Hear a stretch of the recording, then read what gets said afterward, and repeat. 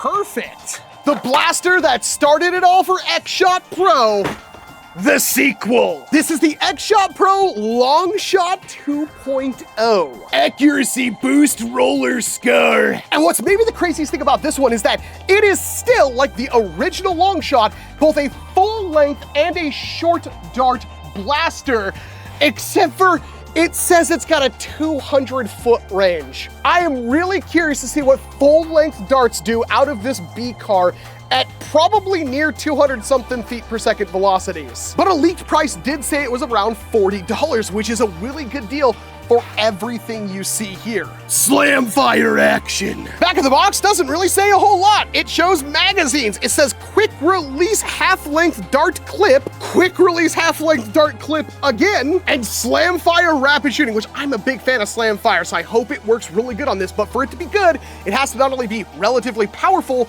but the prime has to be smooth. We've got a cheek rest, and we've got a grip here, which hopefully has some Picatinny rail under it. And yes, we will take this thing apart. But before we do that, please make sure that you like the video and hit subscribe if you aren't already. Plus, you know, you can use the hype feature. It's on mobile. It really helps if you know how to use it. Google it if you don't. It's a cool thing. All right, overly enthusiastic box model, it's time to give you a smile. You want to know how I got these scars? First things first, our magazine with adapter. So this is a full-length magazine adapter that works to our short dart mag. Here's our short darts that go with that magazine. Here's our full-length darts that go with the other magazine. Our instructions, we're not gonna need these. And we have freed the big boy. This thing looks amazing. XShot has by far right now the best design language when it comes to their blasters. It's like a NERF Elite never left. How's our grip? It might be a little tight for some of you, but for me, it is absolutely perfect and I love it so very much. We have our loosely fitting, yeah, hey, this one's actually adjustable. The front post is adjustable. Is the rear post adjustable?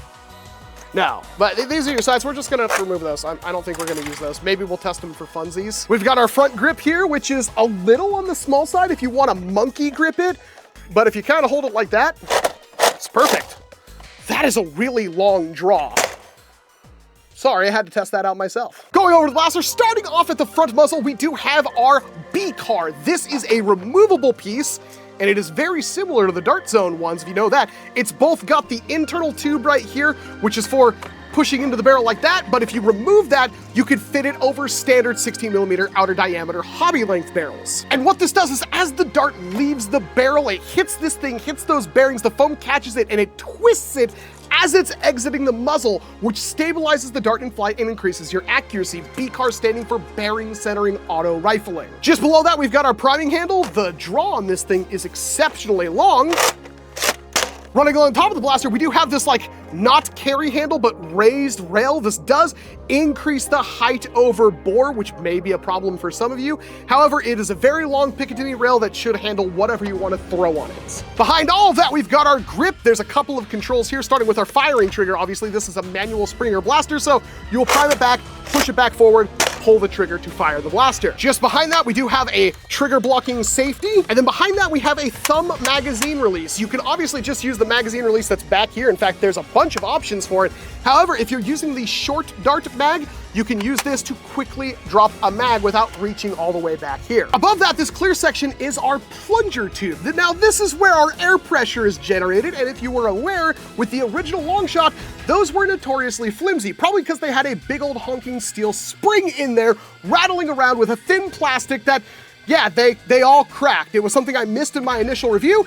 To make up for that, I will be torture testing this thing. Behind that, we got a little bit of a raised area that works as a cheek rest, which honestly works pretty good. And below that cheek rest, we do have our magazine well. So this is the full-length mag, which it's been a while since I've played with one of these, and they are monstrously huge, but it does give you that rifle aesthetic. Our thumb magazine well will not work, but we do have the claw back there that we can use to quickly reload. And there is on, looks like only one side. Yeah, only on the left side. There is a little door right here that you could use to access the magazine if there was a jam. This is a bullpup blaster, so when you prime the blaster, it's going to pull a dart from the magazine back here, push it in the chamber, and then when you pull the trigger, it's going to fire that foam dart all the way through all this and out the muzzle. We also have a little bit of stock adjustment. Is that multi-positional? It is multi-positional. It's got like 3 or 4 different settings. Fully extended, it's actually a little bit too much length of pull. It's practically perfect stock, so unless you got like Lanky Kong arms, you're probably fine. And now if we use the ambidextrous thumb-style release, we can freely drop our mags without reaching all the way back. So, in theory, we should still be able to have the blaster like this, just use a thumb and do a super quick reload. The plastic is okay. It's definitely still, I can press it in with my hand, much like most of the other XShot stuff, with the exception of the AEB. But it feels really good in the hand, although this is a little flimsy. You're probably not gonna notice it doing normal play, but yeah, it is a grip that if you put too much pressure on it, could break off. For those keeping track, the original Longshot set a 140-foot ranges, and it hit about 140 feet per second. The Long Prime, it is so light. It's a little bit crunchy because of this ratcheting mechanism, but it is incredibly light. We've got 4 darts left in the mag, so if I hold down the trigger and I prime it back, when I push it forward while holding down the trigger, it's gonna automatically fire, skipping a step, allowing us to kind of just empty the mag as fast as we can pump the thing. It's okay, just like the original, it does work. With that long draw, however, you gotta be really deliberate with it. Man, it just feels beautiful. There's no way to ignore that ratcheting mech, but you can see how easy that is to prime for the performance that we're supposed to get. Speaking of which, let's take it over to the chronograph. Velocity test with the included full-length darts.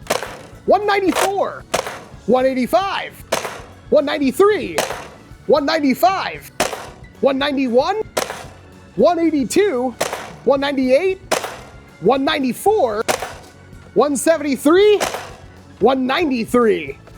I'm pretty sure that's the highest velocity we've ever gotten out of a stock full-length dart blaster. That is terrifying. Velocity testing with the included short darts. 212, 211, 172, 210, 189, 180, 209, 132, 208, 212, 186. Definitely some squibs in there, but I want to point this out before we do anything more. This prime is non-existent, and it hits over 200 FPS. That is really good. Ready.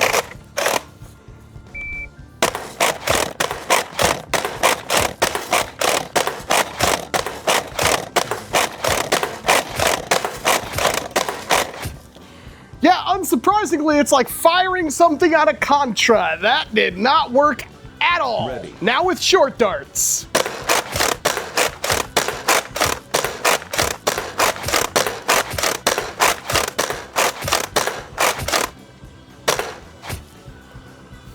.77 is pretty okay, but I think I can do one more that's a little bit better. Ready. Last try, this time with Saber T darts, the orange-tipped ones.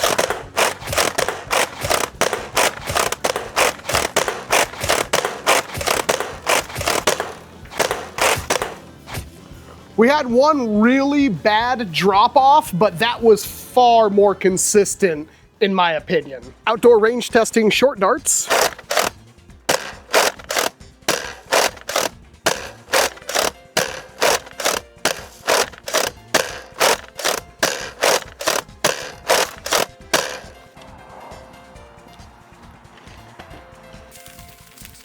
Shortest dart is at 74 feet.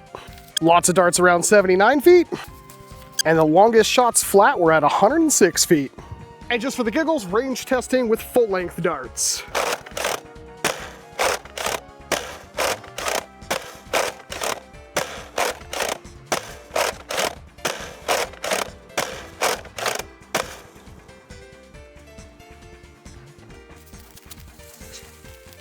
Lowest shots were at about 97, 98 feet. Mid shots around 109. And the farthest bounces were at 121. All right, I've waited long enough. I want to see exactly what this thing is like inside, starting with the 2 screws up at the front. So the 2 pins taken out, and I'm assuming that pops off, and you can pull out the entire barrel. So, takes 3 screws, but you can access everything in the blaster.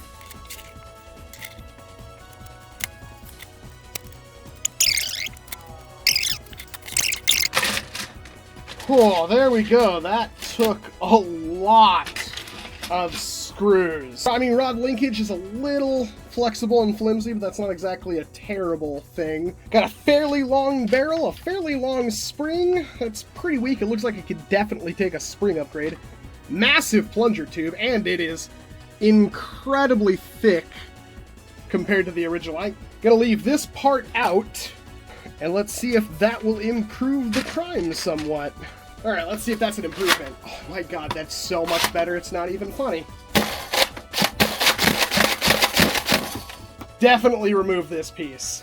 So this is kind of a weird blaster to review, especially since I haven't officially reviewed the Nexus Pro X2 at the time of filming this video, even though I've had that blaster for longer, mainly because I was somewhat apathetic to what the Nexus Pro X2 is, which is pretty much a Nexus Pro X1, but it's got a little bit new furniture, which I think is good, and it's at a lower price point, although it does include less stuff. But putting a 2 in front of it when it has no substantial changes is kind of weird, because this is the Longshot 2, and this has massive changes. It is overall the same spirit of the original Longshot, but with a ton of new features and a bunch of quality of life added to it.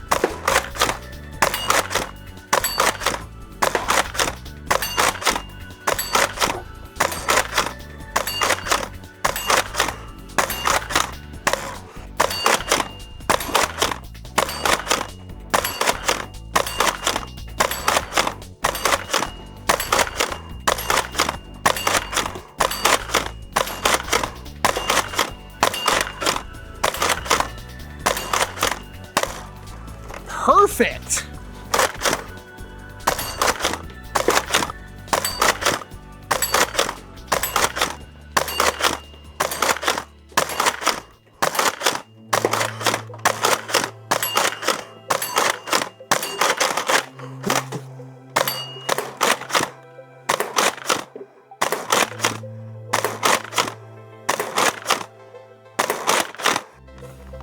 $89. I realize that no matter what testing I do with this blaster, I can't please everybody, but I can please myself, and I'm pretty happy with the lengths I've gone with this thing, firing it a few hundred times, and honestly, the main issue with that maybe breaking the plunger tube that happened with the original Longshot, I don't think is possible with this one, specifically because the spring is actually located in front of the plunger tube instead of being inside the plunger tube. I'm not saying it's impossible, I just feel it's unlikely to have the same kind of malfunction. Is this a $200 overbuilt overkill blaster? It is not. It is $40 from your local Walmart, Target, wherever you buy your blasters from. And if it does happen to bite the dust, well, you can buy another one and learn from your first mistakes. And with that, I'm going to give it a final score of 4.5 out of 5. I want to give this a perfect score, but that inconsistency that I'm getting with probably due to the barrel bore just not being tight enough, even though I'm capable of still putting out some pretty incredible accuracy numbers with it, I do feel like that is a pain point. Easily fixable, but a perfect blaster wouldn't need you to fix it, and that is a very important thing.